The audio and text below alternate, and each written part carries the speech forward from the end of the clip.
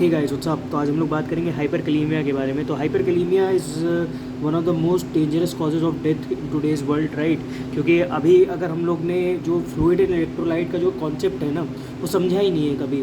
कि हम लोग तो पढ़ते आ रहे हैं, हम लोग रटते जा रहे हैं, हमने कभी भी फ्लूइड इलेक्ट्रोलाइट को इतना सीरियसनेस से नहीं लिया, ठीक है ना।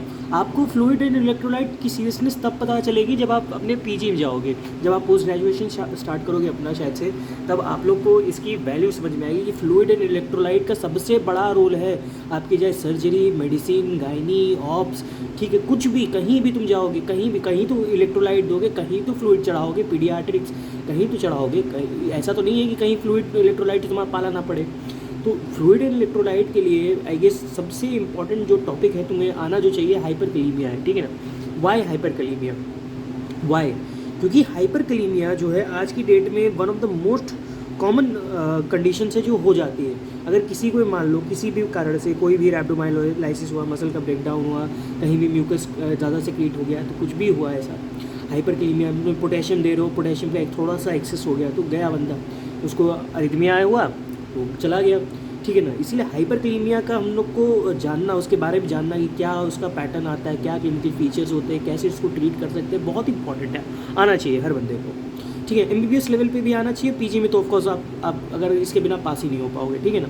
हाइपरकैलेमिया क्या है? बेसिकली नॉर्मल सीरम पोटेशियम का मतलब कि जो मिली इक्विवेलेंट कितना होता है कंसंट्रेशन, तो ये तो पता होना चाहिए आपका। एमबीबीएस ग्रेजुएट को तो इतना आना चाहिए कि 3.5 to 5 milliequivalent per litre इसका होता है, ठीक है, normal serum potassium level 3.5 to 5, ठीक।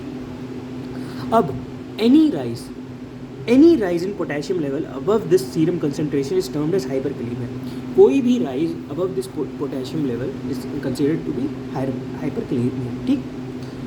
कॉजेज ऑफ हाइपरकैलेमिया, क्या क्या कॉजेज हो सकते हैं हाइपरकैलेमिया के? एनी कंडीशन कॉजिंग एसिडोसिस, कोई भी कंडीशन जो एसिडोसिस करा रहा है, जैसे कि renal failure, diabetic ketoacidosis, DKA में एसिडोसिस आ रहा है, diabetic ketoacidosis, lactic acidosis, any condition which leads to acidosis termed as can lead to hyperkalaemia, right. Renal failure can also lead to hyperkalaemia. Potassium secretion, जहाँ पे potassium का secretion ही कम हो जाए, मतलब मान लो कि पोटेशियम बाहर ही नहीं आ रहा बॉडी से, ठीक है, सिक्रीशन ही कम हो जाए पोटेशियम का, तो उससे क्या होगा, जो है तुम्हारा हाइपरकैलेमिया हो जाएगा, ठीक। तो कैसे ये हो सकता है? जाए तो रीअब्जॉर्प्शन जो है सोडियम का कम हो जाए। अगर सोडियम का रीअब्जॉर्प्शन कम हो जाता है तो सोडियम ज़्यादा लॉस होने लगेगा, तो उसी को जो कंजर्व, देखो पहले क्या होता था कि सोडियम के एक्सचेंज में, सोडियम जब ज़्यादा जो है रीअब्जॉर्ब होता था तो उसके एक्सचेंज में पोटेशियम बाहर जाता था। अभी सोडियम का रीअब्जॉर्ब होना कम हो गया है तो पोटेशियम जो है बचने लगा है बॉडी में, उसी बचे हुए पोटेशियम के कारण से क्या होता है, हाइपरकैलेमिया हो जाता है। तो ये किस किस केसेस में होगा?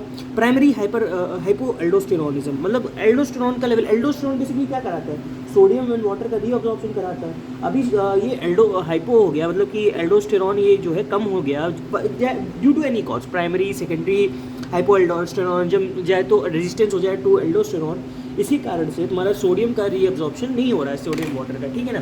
तो इसके कारण से जो पहले पोटेशियम का जो लॉस होता था वहाँ पे, मतलब कि सोडियम कंजर्व कराने के लिए, अभी वो नहीं होगा। अभी पोटेशियम लॉस नहीं होगा तो बॉडी में मतलब पोटेशियम का मात्रा बढ़ेगा, तो वही क्या लीड कर जाएगा, it can lead to hyperkalaemia, ठीक है ना। तो ये बात रही इसकी।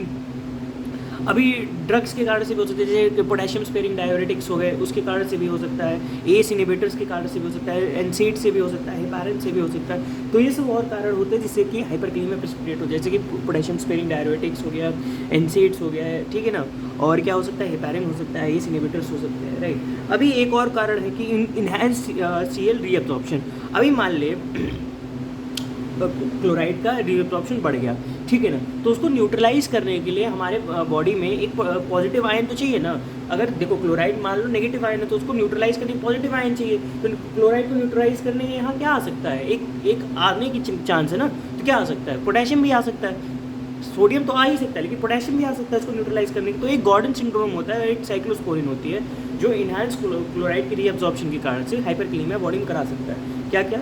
गॉर्डन सिंड्रोम और साइक्लोस्पोरिन, राइट। इतनी बात समझ में आती है। नेक्स्ट हम लोग बात करेंगे क्लिनिकल फीचर्स की, हाइपरकैलेमिया के क्या क्या क्लिनिकल फीचर्स होते हैं। क्लिनिकल फीचर्स में मलेज, मसल वीकनेस, ठीक है ना, एक तो मलेज हो गया, ठीक है, मलेज के कारण से जो है ये जो है क्लिनिकल फीचर्स देगा, मतलब कि हाइपरक्लीमिया के कारण से मलेरिया होगा बंदे को, मसल वीकनेस हो जाएगी।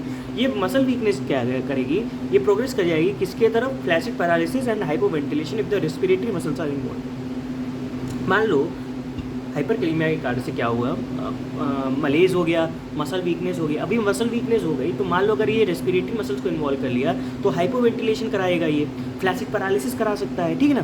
तो ये हो गया मसल वीकनेस का, मतलब कि हाइपरक्लीमिया के कारण से। ठीक, दूसरा क्या करा सकता है, कार्डियक टॉक्सिसिटी करा सकता है। अभी मैंने बताया था अगर हाइपरक्लीमिया हुआ तो one of the most dangerous manifestations of hyperkalemia is arrhythmia. Arrhythmia हो सकता है, पाल्पिटेशन हो सकता है, ऑब्वियसली सडन डेथ हो सकता है। तो हाइपरक्लीमिया के केस में हम लोग क्या करते हैं, जैसे कि कोई भी सर्जन हो या कोई भी मेडिसिन वाला हो, देखिए सर्जरी के लिए क्या होता है ना, सर्जरी के रेजिडेंट्स को बोला जाता है कि हाँ दे आर नील, बट मतलब कि they are zero in the cases of ECG. अगर उनको ईसीजी का पत्ता दे दिया जाए तो वो उनके लिए एक बनी हुई लाइन के अलावा कुछ नहीं है, कुछ लकीरों के अलावा कुछ नहीं है सर्जन और ये मैं ऑर्थोपेडिशियन वाले के लिए। लेकिन सर्जन को इतना पता होना चाहिए कि कब भैया की हाइपरक्लीमिया हो रहा है, उसको भी क्योंकि फ्लूइड इलेक्ट्रोलाइट से काम करना ही है ना। वो भी तो भाई जब बर्न्स के पेशेंट को ट्रीट करेगा तो ऑब्वियसली वो फ्लूइड इलेक्ट्रोलाइट से काम करेगा, और फ्लूइड इलेक्ट्रोलाइट के अगर हाइपरक्लीमिया होगा तो कैसे पहचानेगा, इतना पता होना चाहिए ना, कि बेसिक तो पता होना चाहिए। देखो मैं ये नहीं कह रहा हूँ कि भाई उसको ईसीजी का हर एक अरिथमिया आना चाहिए, एवी ब्लॉक, ये ब्लॉक, वो ब्लॉक, ये सब आना चाहिए, नहीं, ठीक है ना, उसको बेसिक आना चाहिए। बेसिक अगर पता है ठीक है, हो जाएगा। तो ईसीजी जो है best initial and most urgent test है, ठीक है। बेस्ट इनिशियल जो टेस्ट होता है हम लोग का, ये बेस्ट होता है, इनिशियल और मोस्ट अर्जेंट टेस्ट कराते हैं ईसीजी में। तो यहाँ पे क्या होता है, टॉल टेंटेड टी वेव्स कहते हैं, ठीक है। हमारे एक सर हैं, प्रोफेसर आई गेस, ठीक है, professor he is a very good, मतलब कि क्लिनिशियन मैं कहता हूँ। अगर वो शायद सर्जरी छोड़ के फिजिशियन बनते तो he would do wonders, right. लेकिन उनकी सर्जरीज भी आज की डेट में बहुत ही नंबर 1 है, ठीक है ना। Is one of the best surgeons in my college.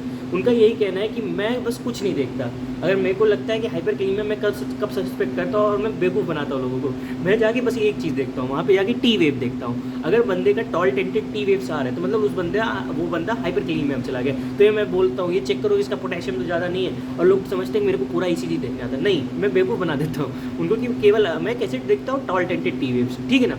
Obviously ऐसा नहीं करना चाहिए, लेकिन बेसिक ऑन प्रैक्टिकल पर्पजेस यही चीज़ है, और ये सच्चाई भी है। टॉल टेंटेड टी वेव्स अगर दिखने लगे तो आपको समझ जाना चाहिए बंदा जो है हाइपरक्लीमिया में जा रहा है, ठीक। इसके अलावा क्या होगा, पीआर ड्यूरेशन और क्यूआरएस ड्यूरेशन जो है बढ़ जाएगा, ठीक है ना। पीआर का ड्यूरेशन तुम्हारा और क्यूआरएस का ड्यूरेशन इसमें बढ़ जाएगा। अभी क्यूआरएस का ड्यूरेशन बहुत ही ज़्यादा बढ़ गया, मान लो प्रोग्रेसिव वाइडनिंग हो गई क्यूआरएस कॉम्प्लेक्स की, तो एक वो पर्टिकुलर वेव फॉर्म देता है, एक पर्टिकुलर वेव फॉर्म देता है जिसका नाम है साइन वेव पैटर्न, ठीक है ना। इसका क्या नाम है, साइन वेव पैटर्न हो देता है, ठीक है ना, साइन वेव पैटर्न। अभी ये साइन वेव पैटर्न क्या है, ये देखो, progressive widening of the QRS complex can give to sine wave pattern. देखो वेव की तरह, साइन वेव की तरह आ रहा है, ठीक है ना। क्या होता है, पीक टी वेव्स या टॉल टेंटेड टी वेव्स, ठीक है ना। इसको ऐसे भी लिख सकते हो, टॉल टेंटेड टी वेव्स। और क्या होगा, पीआर इंटरवल बढ़ जाएगा, क्यूआरएस ड्यूरेशन बढ़ जाएगा, और क्या होगा, एवी कंडक्शन एबनॉर्मलिटी होने लगेगी, obviously loss of P waves का लॉस होने लगेगा ऑब्वियसली, ठीक है। और वेंट्रिकुलर फिब्रिलेशन और एसिस्टोल भी ये प्रेसिपिटेट करा सकता है, वेंट्रिकुलर फिब्रिलेशन और एसिस्टोल करा सकता है, ठीक। एवी कंडक्शन एबनॉर्मलिटी और वेंट्रिकुलर फिब्रिलेशन और एसिस्टोल, ठीक। नेक्स्ट हम लोग बात करेंगे इसकी ट्रीटमेंट की। ट्रीटमेंट से कैसे करोगे, अगर हाइपरक्लीमिया में बंदा जा रहा है तो क्या करोगे, ऑब्वियसली ये आना चाहिए ट्रीटमेंट में। पहले तो अगर एक्यूट हाइपरक्लीमिया का पेशेंट है या क्रोनिक हाइपरक्लीमिया का पेशेंट है तो एक्यूट वाले की सबसे पहले क्या करोगे, severe hyperkalemia requires emergent treatment directed at. तो अगर सीवियर हाइपरक्लीमिया हो गया बंदे को, ठीक है ना, तो क्या कराता है, इमरजेंट ट्रीटमेंट चाहिए होता है। तो उसको क्या कराना है, उसका क्या पहले तो 2 चीज़ें करानी है सीवियर हाइपरक्लीमिया के केस में। एक तो मिनिमाइज़ करना है उसका मेम्ब्रेन डिपोलराइजेशन को, और एक तो पोटेशियम को शिफ्ट करना है सेल्स के अंदर, और प्रोमोटिंग K+ लॉस के, ठीक है। K+ का एक्सक्रीशन कराना है और पोटेशियम को सेल्स के अंदर भेजना है। अभी जो पोटेशियम सेल्स के बाहर आ गया है उसको अंदर भेजना है। और दूसरा क्या करना है, मेम्ब्रेन की depolarisation potential, minimising membrane depolarisation. Membrane का जो अभी क्या होता है पोटेशियम के केस में क्या होता है, पोटेशियम जो है रेस्टिंग मेम्ब्रेन पोटेंशियल को थोड़ा ऊपर उठा देता है, ठीक है ना। तो अगर ऊपर उठा देगा तो मान ले कि जो एक्शन पोटेंशियल जो पहले मतलब कि देर में हो रहा था अभी जल्दी से हो जाएगा, ठीक है। इसीलिए इसी का सबका कारण है कि आपको एरिथमिया होने लगता है, ठीक है ना। तो अगर इसके बारे में डिटेल पढ़ना चाहो तो मैं सजेस्ट करूँगा बेली लव का, मतलब कि पहले दूसरे चैप्टर में फ्लूइड इलेक्ट्रोलाइट है, उसमें बहुत ही डीप से दिया है। पहली बार पढ़ने पे आपको हवा तक नहीं लगेगा क्या है, ठीक है ना, हवा भी नहीं लगेगा आपको क्या है। दूसरी बार पढ़ोगे तो थोड़ा हवा लगेगा कि हाँ है क्या, कुछ तो लिखा है इसमें, ठीक है। तीसरी बार में जब आप पढ़ोगे तो आपको समझ में आने लगा, हाँ ये है, ठीक है, ओके ओके। चौथी बार में समझ आएगा, ठीक है ना। तो मैंने एक बार पढ़ी है, मेरे को भी हवा नहीं लगी थी, लेकिन I have tried my best to understand कि हाँ ये क्या था। मैं एक ही बार में कोशिश किया मैं 4 बार का पढ़ लूँ, ठीक है ना। मैं जितना जो मेरे को समझ में आया, जितनी पॉइंट्स मेरे को लगे कि मेरे को निकालने चाहिए थे, मैं वो निकाल के लाए हुए ये, ठीक है ना। तो ये मिनिमाइज़ करता है, बेसिकली मिनिमाइज़ करना आता है हमने मेम्ब्रेन डीपोलराइजेशन को, ठीक। Best initial treatment is administration of calcium gluconate. Best initial treatment, अगर कोई भी बंदा हाइपरकैलेमिया में आए, सबसे पहला ट्रीटमेंट तुम क्या कर सकते हो, बेस्ट जो है इन्वेस्टिगेशन जो उस बंदे के लिए करा सकते हो, इनिशियल ट्रीटमेंट जो करा सकते हो, दे सकते हो उसको कैल्शियम ग्लूकोनेट। अभी ये कैल्शियम ग्लूकोनेट क्या करता है, ये मेम्ब्रेन की एक्साइटेबिलिटी कम करता है but does not reduce potassium level. जो अभी मेम्ब्रेन की जो एक्साइटेबिलिटी बढ़ गई थी, जो आरएमपी से उसका वैल्यू बढ़ गया था, अभी वो उसको कम करा देगा कैल्शियम ग्लूकोनेट।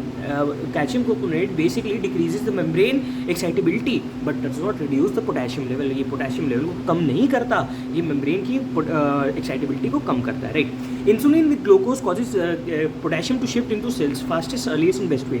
अगर मान लो कि पोटेशियम हाइपरकैलेमिया है तो तुम उस बंदे को इंसुलिन दे दो। अभी इंसुलिन के साथ तुम्हें क्या देना है, ग्लूकोज भी देना है, ठीक है ना। मान ले कि अगर तुमने बिना इंसुलिन दे दिया और ग्लूकोज नहीं दिया, बंदा हो सकता है हाइपोग्लाइसीमिया प्रेसिपिटेट कर जाए और हाइपोग्लाइसीमिक कोमा करा दे उस बंदे को, ठीक है ना। हाइपरकैलेमिया के केस में आप इंसुलिन देते हो, ठीक है, इंसुलिन देना चाहिए आपको, क्योंकि क्या कराता है वो इंसुलिन, पोटेशियम को इंट्रासेल्युलरली शिफ्ट करा देता है, ठीक है ना। तो ये एक चीज़ याद रखना, इंसुलिन दे सकते हो हाइपरकैलेमिया के केस में, राइट। क्रोनिक हाइपरकैलेमिया में क्या कर सकते हैं, क्रोनिक हाइपरकैलेमिया में बेसिकली हम लोग को क्या करना है, removal of potassium can be achieve using diuretics. तो अगर हमें पोटेशियम को जैसे बाहर निकालना है, पोटेशियम का ऑब्वियसली बॉडी में ज़्यादा है तो उसका एक्सक्रीशन करवा दो। कैसे करवा सकते हो, डायरेटिक्स का यूज़ कर लो, कैटायन एक्सचेंज करा दो, रेजिन से करवा दो। कोई कैटायन एक्सचेंज रेजिन दे दो तो वो भाई सोडियम के साथ में एक्सचेंज हो जाएगा, ठीक है ना। कैटायन एक्सचेंज रेजिन्स दे दो, ठीक। और क्या करा सकते हो, डायलिसिस करा सकते हो, ठीक है। तो ये बात रही तुम्हारी हाइपरकैलेमिया के बारे में। उम्मीद है तुम्हें समझ में आया और मिलते हैं तुमसे नेक्स्ट वीडियो में, तब तक के लिए बाय।